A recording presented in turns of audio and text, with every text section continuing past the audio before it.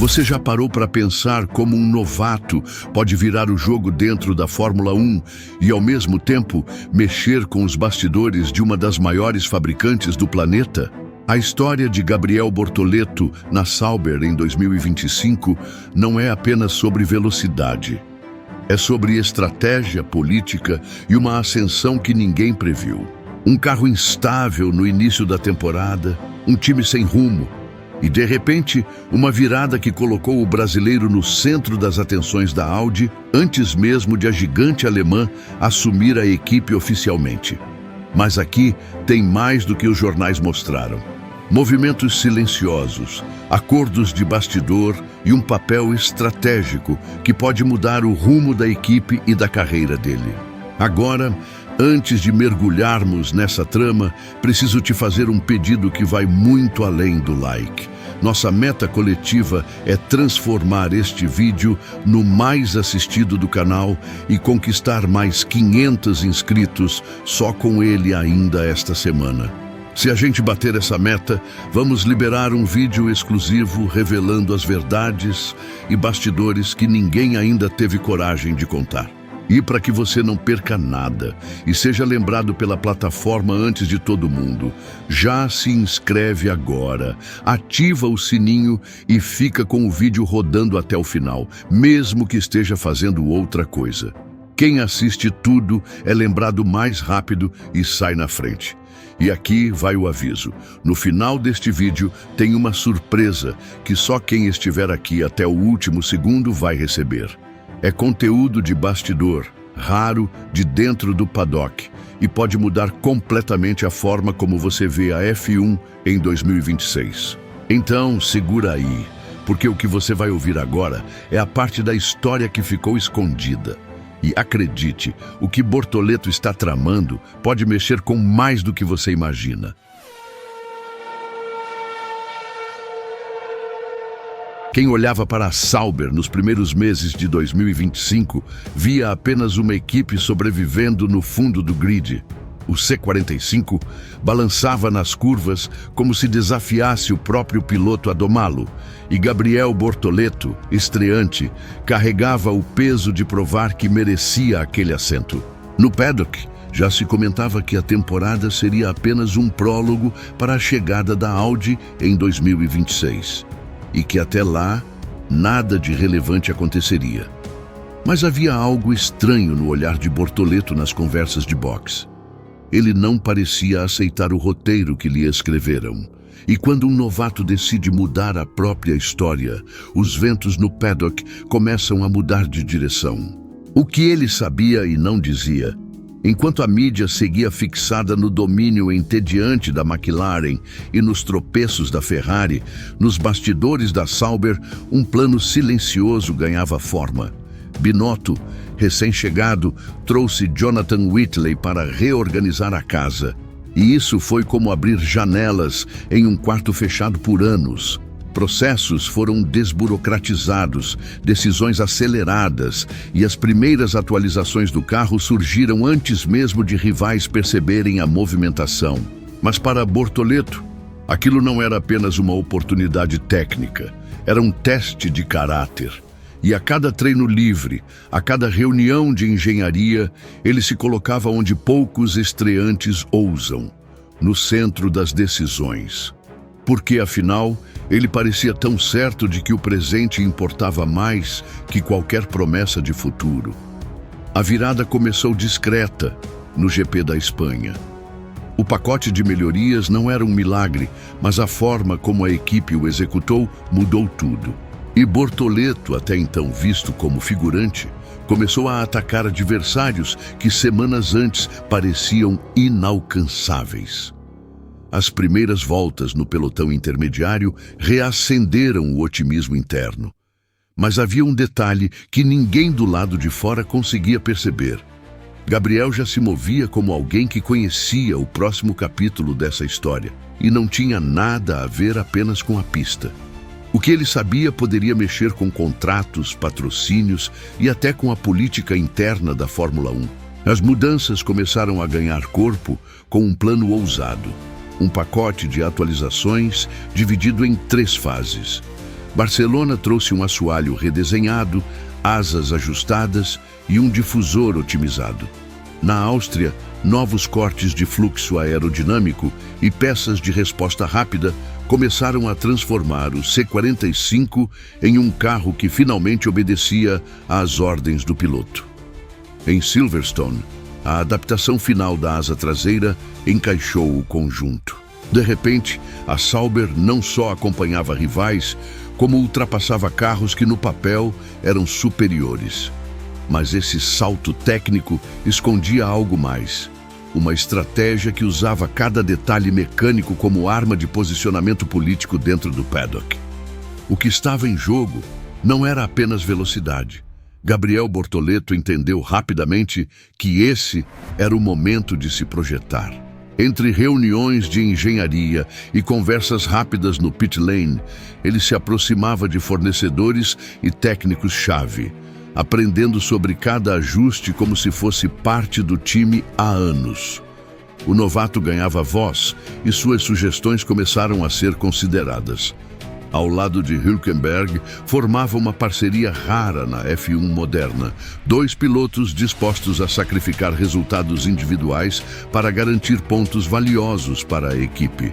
Era uma química que confundia adversários e reforçava a imagem de Bortoleto como um pilar confiável.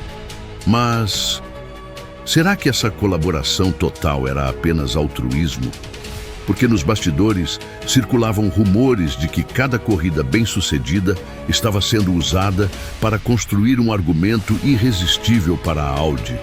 Resultados constantes não só garantiam pontos, mas fortaleciam um discurso de que Bortoleto era indispensável na transição de 2026. Essa narrativa começou a se espalhar silenciosamente entre patrocinadores, e alguns já sondavam conversas privadas.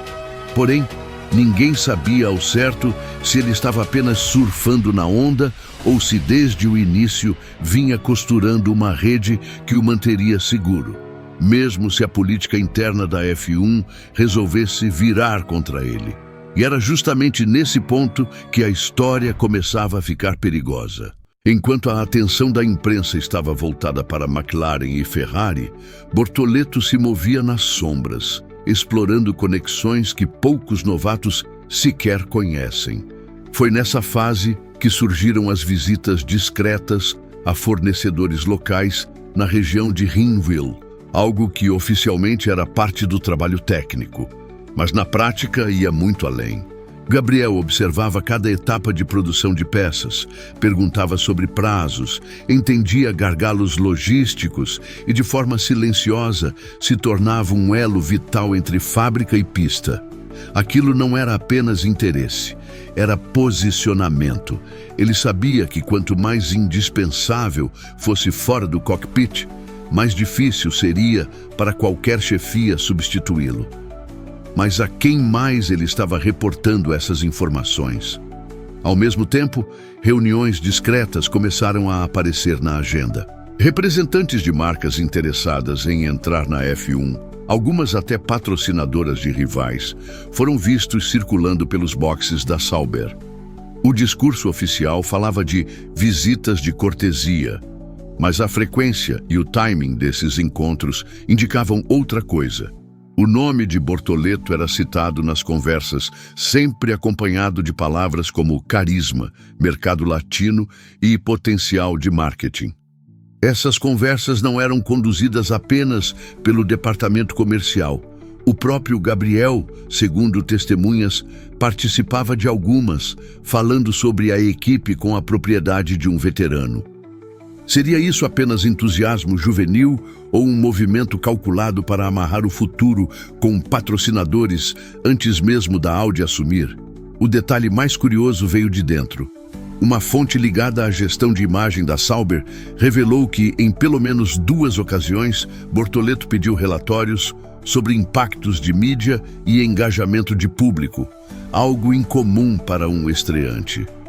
Isso indicava que ele não estava apenas preocupado com a performance em pista, mas sim com a construção de um valor de marca pessoal e institucional.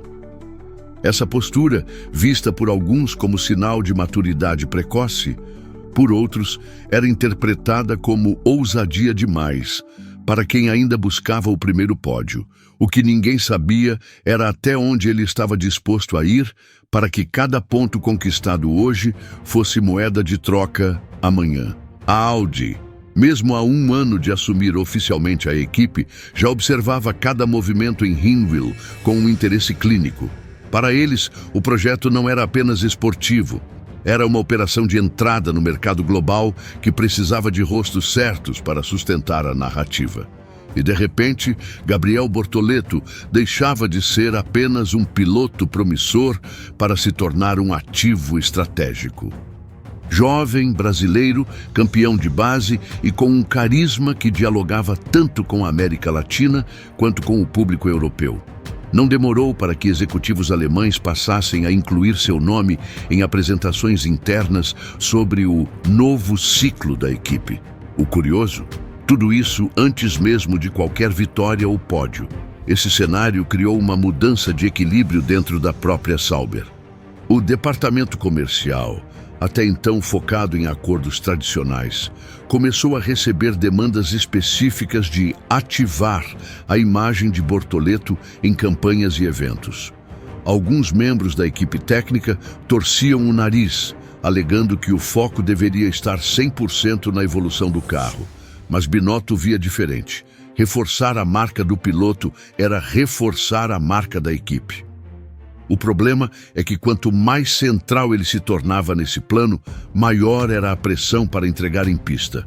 E em um ambiente como a Fórmula 1, onde as expectativas mudam na velocidade de uma volta lançada, esse é um jogo perigoso de se jogar. Mas o ponto mais sensível dessa aproximação com a Audi era a leitura que os rivais faziam. Ter um lugar garantido na nova era significava, para muitos, que Bortoleto tinha um escudo político que poderia protegê-lo de cortes futuros. Isso mexia com a dinâmica do paddock. Pilotos de equipes intermediárias, alguns com mais experiência, começaram a ver o brasileiro como obstáculo em potenciais negociações. Surgiram insinuações de que ele se garantia mais no marketing do que na pista. Acusações sutis, mas que no jogo psicológico da F1 podem corroer reputações. O que eles não sabiam é que Gabriel já tinha ouvido essas críticas e estava disposto a usar a própria performance para calar cada uma delas. A ascensão da Sauber não passou despercebida no pelotão intermediário. Aston Martin, Alpine e Williams sentiram a pressão quase imediatamente. Cada ponto conquistado pela equipe suíça representava menos espaço na tabela e menos argumentos para justificar investimentos milionários. Em reuniões fechadas, dirigentes de rivais começaram a discutir formas de neutralizar essa ameaça. Não era nada que pudesse ser provado, mas mudanças súbitas de posicionamento sobre regulamentos técnicos e divisão de receitas começaram a aparecer nas pautas da FIA. Coincidência? Talvez. Mas no paddock, coincidências raramente são apenas obra do acaso. No centro dessa disputa silenciosa estava um estreante que, para alguns, não tinha direito de mexer tanto nas peças do tabuleiro. Bortoleto passou a ser alvo de olhares calculados, aqueles que medem não só o piloto, mas o potencial de atrapalhar planos maiores. Rumores indicavam que ao menos 2 equipes sondaram discretamente a Audi sobre a possibilidade de redistribuir seu contrato antes de 2026. Oficialmente nada confirmado, mas na F1, quando há fumaça, quase sempre existe fogo. E esse tipo de movimentação, mesmo que nunca se concretize, pode criar um clima instável em torno de qualquer carreira. Dentro da Sauber, essa percepção externa só aumentava a pressão. Era como se cada corrida fosse mais do que uma disputa por posição. Era uma prova pública de que ele merecia estar ali. O curioso é que, em vez de se retrair, Bortoleto parecia prosperar nesse ambiente hostil. Ao lado de Hülkenberg, mantinha o foco no trabalho, mas com uma diferença. Cada ultrapassagem, cada defesa, cada ponto marcado era comemorado internamente como se fosse um recado direto para quem duvidava. E se no rádio ele parecia calmo, nos bastidores ficava claro que havia uma determinação silenciosa para transformar cada corrida em um argumento incontestável. Silverstone deveria ser apenas mais uma etapa no calendário, mas acabou se tornando um divisor de águas para a Sauber. Nico Hülkenberg, com uma corrida impecável, conquistou um pódio inesperado, levando a equipe a um dos momentos mais celebrados do ano. O problema é que, junto com o troféu, veio uma pressão invisível sobre Gabriel Bortoleto. A mídia passou a cobrar um feito equivalente do novato, como se o pódio de um fosse automaticamente a régua para medir o outro. Não era só sobre competir, era sobre provar de forma quase imediata que ele também podia estar naquele lugar. E em Silverstone, o jogo psicológico da Fórmula 1 mostrou seu lado mais cruel. Nos dias seguintes, os comentários em redes sociais e nos bastidores do paddock ganharam um tom calculado. Elogios a Hülkenberg acompanhados de comparações sutis com Bortoleto. Alguns jornalistas insinuavam que a Sauber tinha um primeiro piloto claro. Outros questionavam se o brasileiro não estava sendo protegido demais pela gestão. Para quem não conhece o ambiente, isso pode parecer apenas ruído. Mas na F1, essas narrativas criam fissuras que podem se transformar em rachaduras reais dentro de uma equipe. Era a armadilha perfeita. Pressionar um novato a responder rapidamente, aumentando a chance de um erro que confirmasse as críticas. O que poucos sabiam é que Gabriel já havia previsto esse cenário. Em vez de se lançar em manobras arriscadas para responder de imediato, ele decidiu usar o pódio do companheiro como combustível estratégico. Conversou com engenheiros, revisou dados de telemetria de Hülkenberg e, discretamente, ajustou seu estilo para extrair mais do carro nas pistas seguintes. Não era sobre brilhar na corrida seguinte a qualquer custo. Era sobre construir consistência até que a oportunidade certa aparecesse. E quando ela viesse, ele não apenas responderia às críticas, mas mudaria o tom da conversa de uma vez por todas. No auge da pressão pós-Silverstone, Bortoleto encontrou apoio onde menos esperava, nos veteranos que já tinham enfrentado e sobrevivido a guerras políticas e psicológicas na F1. Fernando Alonso, sempre atento aos talentos emergentes, chamou o brasileiro para uma conversa reservada no paddock. Não foi um sermão, mas uma série de histórias sobre momentos em que manter a calma e jogar a longo prazo valeu mais do que qualquer vitória imediata. O campeonato não se ganha em uma corrida, teria dito o bicampeão, plantando uma ideia que Gabriel levaria para o restante da temporada. Max Verstappen, por outro lado, foi mais direto. Em um encontro casual, alertou sobre o perigo de dirigir para agradar. Um erro comum entre novatos que tentam responder à pressão externa. O segredo era focar no próprio ritmo e no trabalho de equipe, deixando que os resultados falassem por si. Hülkenberg completou a tríade de mentores, compartilhando detalhes técnicos e incentivando Bortoleto a explorar limites do carro em treinos, para que nas corridas ele já soubesse exatamente onde poderia arriscar. Era um aprendizado coletivo, cada um contribuindo com uma peça para montar a estratégia mental e técnica do brasileiro. O impacto foi imediato. Gabriel começou a se apresentar nas reuniões técnicas com uma clareza que chamava atenção.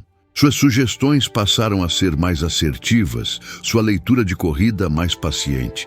A postura dentro e fora do carro mudou, sem perder a agressividade quando a oportunidade surgia. Era como se a pressão tivesse deixado de ser um peso para se tornar combustível. Mas esse novo Bortoleto ainda teria que provar que essa evolução era real, e a chance de fazer isso viria em uma das corridas mais exigentes do calendário, a Hungria.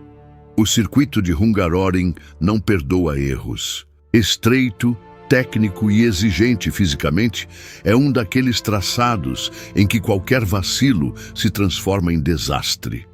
Para Bortoleto, era o teste perfeito para colocar à prova tudo o que havia aprendido nas últimas semanas. Desde a classificação, sua postura chamava a atenção. Traçado limpo, paciência para esperar o momento certo e confiança nas escolhas de acerto do carro. Largando no meio do pelotão, ele sabia que precisaria de mais do que velocidade para brilhar. Precisaria de inteligência de corrida. A estratégia ousada começou nos boxes. Pneus em um composto menos previsível, apostando que a degradação dos rivais seria maior no trecho final. A decisão parecia arriscada, mas volta após volta, o plano começou a fazer sentido. Bortoleto manteve ritmo constante, aproveitou falhas dos adversários e, no momento crítico, defendeu sua posição contra ninguém menos que Max Verstappen. Foram voltas de pura tensão, com o brasileiro colocando o carro exatamente onde precisava para evitar a ultrapassagem sem cometer um único erro. No rádio a voz era calma, mas o coração certamente disparava a cada curva. Quando a bandeira quadriculada caiu, Gabriel cruzou em sexto lugar. Seu melhor resultado na F1 até então. Não foi apenas um ganho de pontos. Foi uma demonstração de maturidade que fez veteranos e críticos pararem para observá-lo de outra forma. A imprensa destacou o controle emocional. Alonso elogiou publicamente e a torcida brasileira reagiu como se fosse uma vitória. Mas nos bastidores, o efeito foi ainda mais profundo. Patrocinadores aumentaram o interesse e a Audi viu reforçado o argumento de que ele era parte essencial do futuro projeto.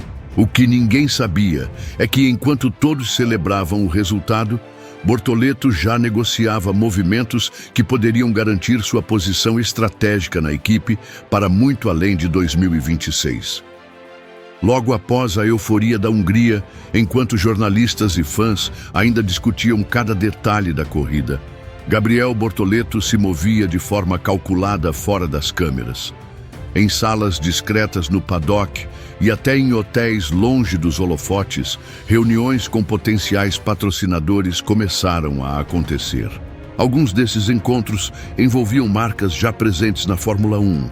Outras eram empresas que buscavam usar a transição da Sauber para a Audi como porta de entrada na categoria.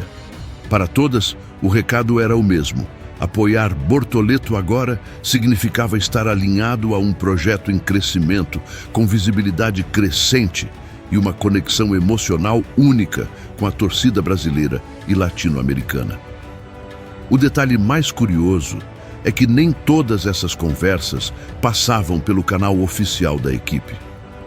Fontes internas sugerem que Gabriel, assessorado por pessoas de sua confiança, estava construindo uma rede de apoio que pudesse protegê-lo de mudanças políticas no futuro. Isso incluía acordos de intenção que só entrariam em vigor caso seu contrato fosse ameaçado. Na prática, ele criava um seguro de carreira. Se a Audi, por algum motivo, cogitasse trocar de piloto, haveria pressão financeira e comercial suficiente para torná-lo praticamente intocável. É um movimento ousado, especialmente para um novato, mas não inédito entre os grandes nomes da categoria. Essa estratégia, porém, tinha um efeito colateral inevitável. Começava a despertar ciúmes e resistência velada dentro do paddock. Alguns rivais, ao perceberem essa articulação, passaram a circular histórias de que Gabriel estava mais focado no marketing do que na pista. O mesmo tipo de insinuação que já havia rondado outros talentos no passado. O que os críticos não percebiam é que, para Bortoleto, a pista e o bastidor eram apenas dois lados do mesmo jogo, e ele estava determinado a jogar ambos com a mesma intensidade. Desde Felipe Massa, o Brasil não tinha um piloto capaz de despertar tanto orgulho e expectativa no público. A cada volta de Bortoleto na pista, bandeiras verde-amarelas surgiam nas arquibancadas e nas redes sociais, a comunidade brasileira de F1 ganhava nova vida. Mas o peso dessa representatividade era mais complexo do que muitos imaginavam. Não se tratava apenas de acelerar e conquistar pontos, era carregar nas costas um histórico de campeões e ídolos que moldaram a identidade nacional no automobilismo. Essa herança, para alguns, é motivação, para outros, um fardo.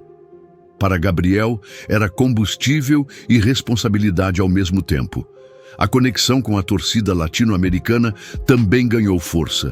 Entrevistas em português, espanhol e até inglês carregavam um tom próximo, como se falasse diretamente com quem estava do outro lado da tela.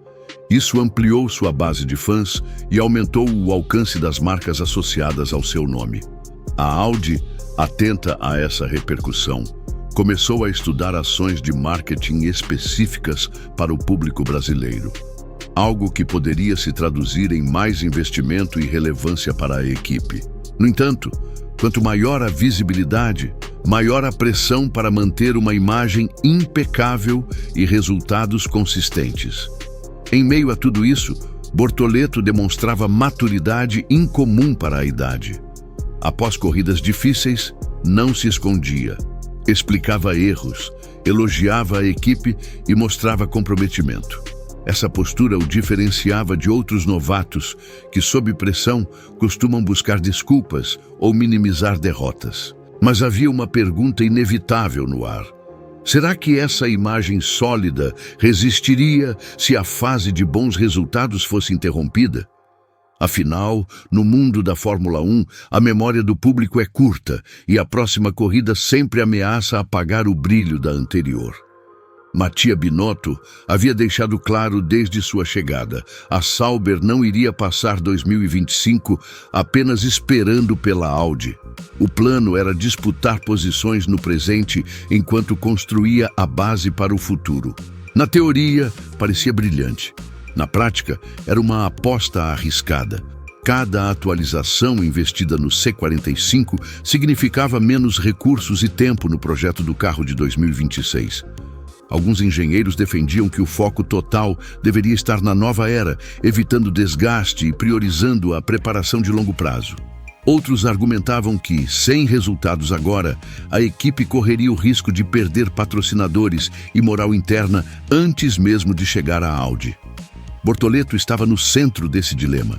Se por um lado ele colhia os frutos de um carro cada vez mais competitivo, por outro, sabia que seu desempenho imediato também poderia ser usado como justificativa para a equipe manter o foco no presente e, em um efeito colateral, sacrificar parte do potencial futuro. Não era apenas uma questão técnica, era política pura. O sucesso atual poderia virar argumento para reforçar a continuidade, mas também para pressionar resultados cada vez mais altos. A tensão aumentava nos bastidores. Havia vozes internas que temiam que o ciclo de bons resultados fosse apenas um pico temporário e que, ao chegar 2026, a Audi encontrasse uma base de desenvolvimento defasada. Mas havia também quem visse essa fase como essencial para criar uma cultura vencedora e mostrar à Audi que a equipe tinha garra para disputar. Gabriel, atento a esses dois lados, adotou uma postura pragmática. Trabalhar para vencer hoje, mas sem perder de vista que seu lugar no futuro dependia da capacidade de se adaptar quando as prioridades mudassem. E, em uma categoria tão imprevisível quanto a Fórmula 1, ele sabia que essa mudança poderia acontecer da noite para o dia. Na Fórmula 1, as corridas mais duras nem sempre são as que acontecem na pista. Muitas vezes, o maior desafio é suportar o peso invisível das expectativas, as críticas que ecoam nos bastidores e as comparações que insistem em medir seu valor pelo desempenho do outro. Gabriel Bortoleto, mesmo em seu primeiro ano, já havia entendido que vencer na F1 não é apenas cruzar a linha de chegada à frente, é resistir mentalmente a uma pressão que consome pilotos experientes e derruba carreiras promissoras. O jogo psicológico estava em plena ação. Rivais tentavam plantar dúvidas, jornalistas construíam narrativas sutis para testar sua reação. E até dentro da própria equipe surgiam conversas que exigiam firmeza. A cada treino, a cada reunião técnica, ele precisava provar não apenas que merecia estar ali, mas que sabia lidar com a tempestade silenciosa que envolve qualquer talento emergente. Não era sobre evitar o conflito, era sobre escolher quando e como entrar nele. Bortoleto aprendeu a usar a dúvida alheia como combustível. Entendeu que a paciência estratégica é tão importante quanto a velocidade pura. Nas curvas apertadas de Hungaroring, nos duelos contra Verstappen, nas voltas de defesa milimetricamente calculadas, estava a prova de que autocontrole e visão de longo prazo são armas tão letais quanto um motor potente. Essa consciência o manteve focado enquanto outros se perdiam em disputas de ego. Mas o impacto dessa jornada vai além do automobilismo. Há uma lição clara para todos nós. Na vida, como na F1, haverá momentos em que parecerá que tudo conspira para nos empurrar para fora da pista. Gente questionando nossas escolhas, tentando medir nossa capacidade pelo tempo que levamos para alcançar um objetivo.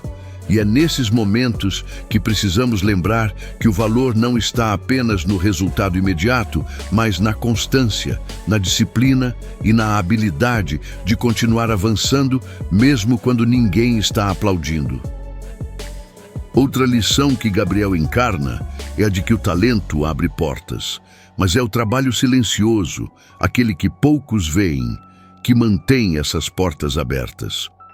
Não é só o desempenho na corrida que constrói uma carreira sólida, mas as conversas estratégicas, as alianças bem formadas e a capacidade de pensar 3 passos à frente. Na vida real, como no paddock, é a soma de escolhas inteligentes, pequenas vitórias e resiliência que define o sucesso a longo prazo. E talvez a mais valiosa mensagem dessa trajetória seja a importância de não se deixar moldar pelo que esperam de você. No início do ano, muitos esperavam que Bortoleto fosse apenas mais um novato, cumprindo tabela até a Audi decidir seu futuro. Ele escolheu outro roteiro, o de se tornar parte essencial do presente e peça-chave do futuro. Não porque falou sobre isso, mas porque fez acontecer. Você que acompanhou essa história até aqui também está numa corrida, a sua própria corrida. E talvez a curva mais difícil seja manter a confiança quando o caminho parece estreito e as ultrapassagens impossíveis. É nesse momento que lembrar de exemplos como o de Gabriel pode fazer diferença. Não é sobre ser o mais rápido todos os dias. É sobre estar pronto para aproveitar o momento certo e transformar uma oportunidade em um marco. E como prometido, aqui vai a surpresa. Deixei no comentário fixado o link para o e-book Da Garagem de Morungaba ao Grid da Fórmula 1. A história real de um brasileiro que desafiou o roteiro tradicional do automobilismo.